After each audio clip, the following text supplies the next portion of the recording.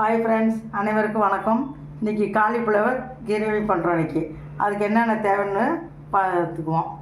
Cauliflower வந்து சுடுதண்ணி வச்சு மஞ்சத்தூள் போட்டு அதை தனியாக எடுத்து வச்சுருக்கேன். சுடுதண்ணியில் கொதிக்க வச்சு மஞ்சத்தூள் போட்டு தனியாக எடுத்து வச்சுருக்கேன். தேவையானது தக்காளி 2 வந்து கட் பண்ணி அரைச்சி வச்சுருக்கிறேன். வெங்காயம் அரைச்சி வச்சுருக்கிறேன் 1-2மா. இப்போ தாளிச்சிடலாம். எண்ணெய் ஊற்றிருக்கிறேன். இந்த எண்ணெய் சூடானதையும் இந்த காலிஃப்ளவர் இருக்குல்ல, அதை வந்து கொஞ்சம் எண்ணெயில் போட்டு வறுத்து எடுத்துக்கலாம். வறுத்து எடுத்துக்கிட்டோம்னா நல்லாயிருக்கும். இப்போ கொஞ்சம் லைட்டாக வறுத்து எடுத்துக்கிட்டாச்சு.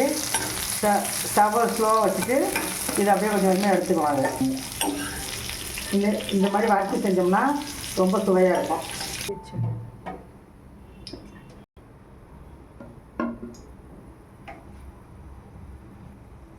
பட்டை, இலை, ஏலக்காய், கிராம்பு, அதில்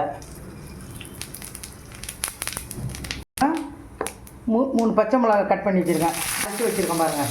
அதையும் போட்டுருக்கேன். செவக்கிற அளவுக்கு நல்லா வறுத்துருக்கேன். அரைச்சி ஊற்றின வெங்காயம் நல்லா செவந்து வரணும். அதில் கொஞ்சம் கருவேப்பிலை போட்டுருவோம். அதில் பூண்டு பேஸ்ட்டு தக்காளி அரைச்சி வச்சுருக்கோம் பாருங்கள். 2 தக்காளி அதையும் அதில் ஊற்றிடணும். போடாமல் நம்ம வந்து இது மாதிரி அரைச்சி தான் ஊற்றணும். 2 ஸ்பூன் தனி மிளகாத்தூள், மல்லித்தூள், மசாலா வாசனை போகிற அளவுக்கு கிண்டி ஊற்றுவோம். அது உப்பு நம்மளுக்கு எவ்வளோ தேவையோ அவ்வளோ. கொஞ்சம் அரைச்சி வச்சுருக்கேன். தேங்காய் கொஞ்சமாக இருந்தால் போதும். தேங்காய் காலிஃப்ளவர் வந்து வறுத்து எடுத்து வச்சுருக்கோம்ல, அதை அப்படி போட்டுருவோம். அதில்